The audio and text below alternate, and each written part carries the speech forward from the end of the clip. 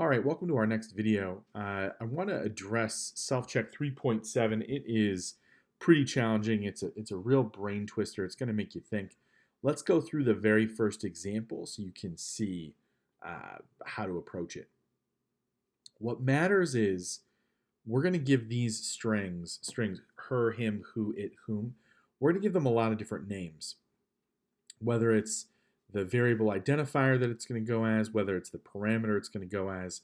And what you got to remember is we're going to watch this individual string travel on a journey from being assigned to a variable to being passed as a parameter to eventually being printed out.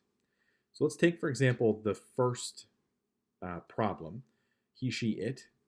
And so we say, hey, sentence of he. What is he? Well, anywhere we see this first slot of the sentence method, we're going to think that it was passed the string it. So what that means is it gets passed down, and it's in the first location here, but it no longer goes as he, now it goes as she. And where does the parameter she get printed? Parameter she gets printed at the very end. So we actually are going to do, this whole thing is going to end with like it. The reason is he is it, he was first, so he now goes as she, and she prints out in the third position, which is it. So this is going to end with like it, and we got to figure out what comes first. Then she holds the value whom. So the second parameter really is whom. It comes down here, the second parameter is really whom. It'll go by the name who in this method, which means that the very beginning will be who.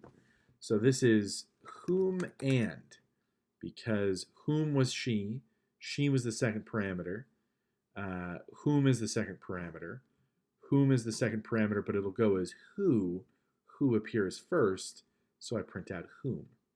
So then we say whom and blank like it. So then the last thing we have to resolve is it. What is it? It holds the string who. So who is third? Who is third? When we refer to who in the sentence method, it'll go by the name whom. Whom turns up second, and what is whom really? Whom really was who, because who is it. So let's try, see if I confused myself or if I got there. Ta-da, there it is, whom and who like it.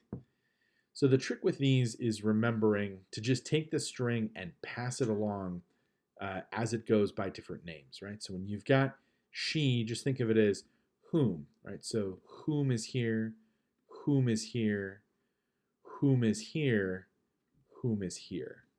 That's how I would try and track these things. The other reason we assign this problem is because it's an important lesson in if you name your variables and your parameters poorly, you're going to confuse yourself. So the reason we computer science teachers like to torture our students with problems like this is because we don't want you torturing us with similarly poorly named variables. Thanks for watching.